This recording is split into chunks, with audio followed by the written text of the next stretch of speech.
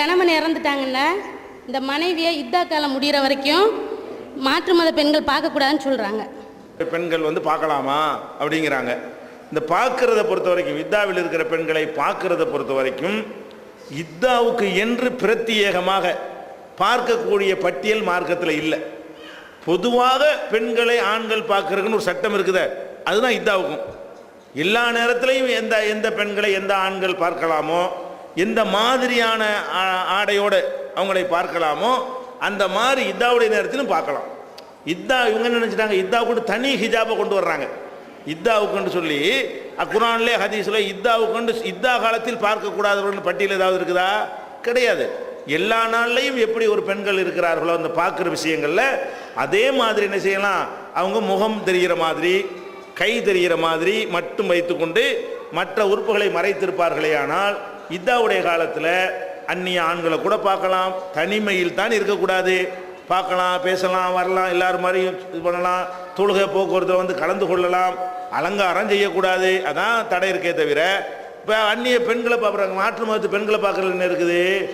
எல்லாரையும் ஆம்பளே பார்க்கலாம்னு தானே சட்டத்தில் இருக்குது. இன்னும் சொல்ல போனால் குர்ஆன்ல எல்லாம் என்ன சொல்லி காட்டுறான், இத்தாவில் இருக்கிற பெண்கள்கிட்ட போய் நீங்கள் வந்து திருமணம் கூட பேசலாங்கிறான். ஆண்களை பார்த்து என்ன செய்யறான், நீங்கள் திருமணம் பேசலாம், ஆனால் எப்படி பேசக்கூடாது, டைரக்டாக பேசக்கூடாது. லாஜுனாக அலைக்கும் ஃபீமா அர்ரல்தும் பிஹி மின் ஹித்பத்தின் நிசாய் அவக்னன்தும்.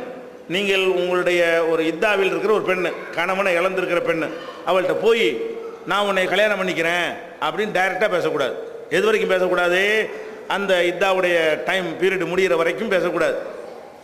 அதே நேரத்தில் வந்து ஒரு சாடமாடையாக பேசலாமா, அல்லாஹ் சொல்லித்தரான் குர்ஆன்ல. எப்படி சொல்லித்தரான், இத்தாவில் இருக்கிற பெண்கிட்ட போய் உன்னை மாதிரி ஒரு பெண்ணு கிடைச்சா கல்யாணம் பண்ணலான்னு இருக்கிறேன், இப்படி டைப்பா உன்னை பண்ணிக்கிறேன்னு சொல்லாமல் எப்படி சொல்லணும், உன்னை மாதிரி ஒரு ஒரு குணமான ஒரு குணவதி கிடைச்சால் நான் கல்யாணம் அப்படின்ற ஐடியாவில் இருக்கிறேன் ஒரு போட்டு வைக்கலான்னு அதுக்கு போடலாங்கிறான்ல. லா ஜுனாக அலைக்கும், உங்களுக்கு குற்றமே கிடையாது.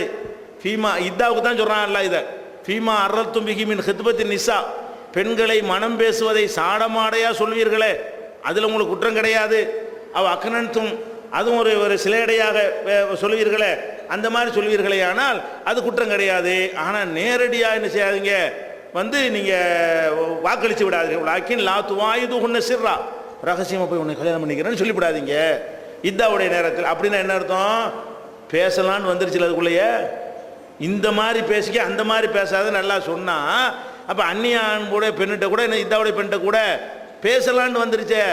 அவ்வளோ கொடுமையில் நம்ம ஊரில் நடத்திட்டு இருக்கிறாங்க. இதாங்கிற பேரில் வந்து அடைச்சி வைத்து கொண்டு இந்த மாதிரி எல்லாம் அது வந்து பார்க்கக்கூடாதுன்னு சொல்லிட்டு என்ன செய்கிறாங்க, இப்போ குழந்தை கர்ப்பிணி கூட பார்க்கக்கூடாதுங்கிறாங்க நம்ம ஊரில். நம்ம ஊரில் என்ன சட்டம், ஒரு கர்ப்பமான ஒரு பெண் இருந்தாங்கன்னா அவங்க இதாவில் இருக்கிற பொம்பளையே பார்த்துடக்கூடாதான். ஏன்ப்பா பார்க்கக்கூடாதுன்னா, கர்ப்பத்தில் உள்ள ஆம்பளை பிள்ளையாக இருந்தால் எக்ஸ்ரே கண்ணில் பார்த்துட்டு மேலே இருக்குது. அது குழந்தைக்கு பேச்சு, குழந்தைக்கு ஏதாவது சட்டம் இருக்குதா, கர்ப்பத்தில் இருக்கிற ஆம்பளை பிள்ளையாக இருந்துருமா. அதனால அந்த கர்ப்பிணி வந்து பார்த்தாள்னு சொன்னால் ஆம்பளை பிள்ளை பார்த்துருச்சின்னு வந்துடும். இதெல்லாம் எந்த ஜாகில்கிட்ட நம்ம எடுத்தோம், இதெல்லாம் இது இது குர்ஆனில் இருக்குதா ஹதீஸில் இருக்குதா? இதெல்லாம் எவனோ ஒரு கிறுக்க என்னது சொன்ன வச்சு நம்ம என்ன செய்கிறாங்க, இது மாதிரிலாம் உண்டாக்கிட்டாங்க. அந்த காலத்தில் அறிவியல்கள் செஞ்சது தானே தவிர இதுக்கு எந்த விதமான குர்ஆனுடைய வசனமாக இதுக்கு எதிராக தான் குர்ஆன் இருக்கிறது. எந்த விதமான ஹதீஸும் இதுக்கு என்ன இல்லை, ஆதாரமாக இல்லை.